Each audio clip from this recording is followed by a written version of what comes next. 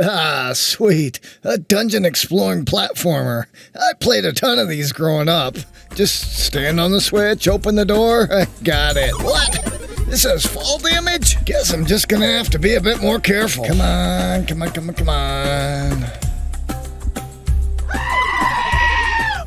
What the heck? Spring is right around the corner, here on the bean farm.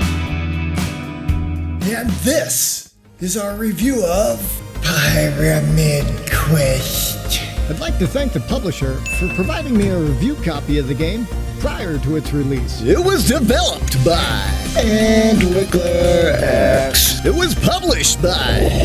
It's Entwickler again. Way to go on self-publishing. The game released on February 24th on all major consoles for the asking price of $9.99.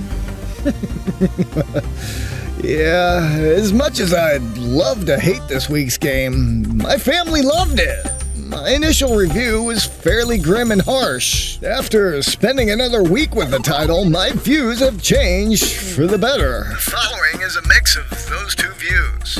If I gave you a blank sheet of paper and a pen and asked you to draw a picture of a video game, what would you draw? Would it look like Pac-Man, Donkey Kong, Zelda maybe? Or would it look more like a first-person shooter like Call of Duty? I about guarantee you the majority of people out there would draw a side-scrolling platformer akin to Super Mario Bros. Either way, this week's game, Pyramid Quest, is about as basic a game architecture as it gets. You take the role of this douchey explorer guy who looks more like Mr. Bean than Indiana Jones, as you make your way through 36 levels of platforming bliss. Bliss? You call this bliss? Pyramid Quest is an exploration and treasure hunting game inspired by classic platforming games. The goal here is to find all three parts of the artifact and open the gate to the next level while collecting all the diamonds and coins. Easy enough. Sounds like a baseline for like a video game. And that's about it. The format here feels like it was made for mobile devices. I mean, look at the level select screen here. Tell me that's not made for a cell phone. And each of the gameplay levels really look like it's kind of zoomed in for a smaller screen.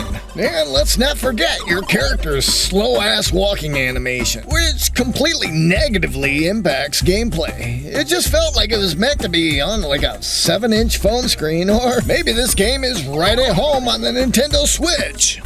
Playing it on a 70-inch 4K TV just felt like the characters and objects were oversized and bubbly, which works for Super Mario, so whatever. Yeah, whatever. The whole game here is filled with the typical traps, obstacles, and enemies that basically appeared in the original Pitfall game.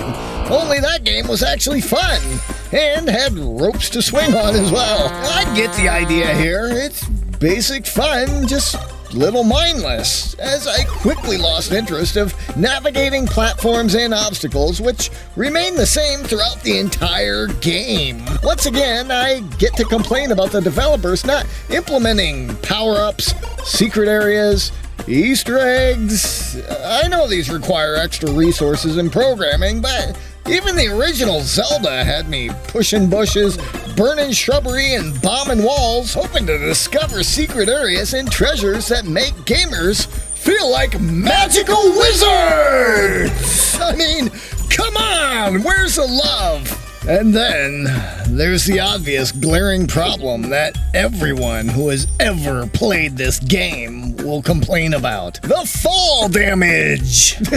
Where do I start? Or maybe I shouldn't. Yeah, I'll just leave it at that. The fall damage stinks. It's not necessary and definitely did not add any element of danger or suspense to the game. It just kinda nailed home the fact that it not only does my character look like a dweeb, but he's a wuss as well. Even if these actions are not included in the base game, it would be a welcome invitation to add them as like a unlockable option in a new Game Plus mode. Like, open the options and toggle on or off the sprint ability, fall damage, and heck, who knows, maybe even like a speedrun timer? What do I know, I'm some dumb old farmer, right? After multiple levels of the same coin collections, button and switch door unlocks, and jumping over the same obstacles, my enthusiasm and excitement for the game dwindled, and it became a chore to navigate my character throughout the course. The addition of rewarding the player 3 stars for seeking out treasure certainly helps the ambition to search every corner of the map to find 100% of the treasure, but overall just points to the fact that every map was built within the same square template, using a handful of objects and textures. Sometimes hitting a switch would unlock a door somewhere in the world that sent me backtracking to old areas to see just what might have been revealed. Is it a stairway to the basement? A secret passage to the forest level? No, it's just a small hidden room filled with more of the same coins and enemies, which is a swing in the right direction but fails to hit a homer. The maps are all tightly compacted and will often have you plotting a course to find the way to locate the 3 tablet pieces, which are required to unlock the door to the next area. And after playing the first 20 levels and realizing that all the levels were made of the same repeated objects, AIs, and textures, I stopped playing the game and started my review. I had no motivation to push through the remaining 16 levels for the completion. That is, before the wife and kids got hold of it. Surprisingly, the simple and approachable gameplay was something that was like the perfect combination of mindless challenges and rewarding gameplay. So much that they ended up burning through the rest of the Xbox version completion, so we bought the PlayStation version to replay through the whole game and extend the fun. Although I didn't have an appreciation for the game, they did. And that's worth a lot. The graphics here looked modern enough, and this may be a safe title to buy for an adolescent who's just getting into gaming. It's easy enough to pick up and play. I could see a 6 or 8-year-old really enjoying this on their Switch on the way to Grandma's house. But for us adult gamers, I think we've seen this before. And better. Now, achievement hunters will find an easy completion, but might feel a little weary after drudging through all 36 levels, which took Dwagny almost 5 hours to complete. But what the heck do I know? The wife and kids sure liked it. Thomas and Frank over at EntwicklerX Games built a stable game here that's functional. They just forgot to flesh it out with all the things that make games fun and memorable. 3 beans out of 5. Yep, well, that wraps up that review right there. Here's some notes I took. Where I put the keys to the truck.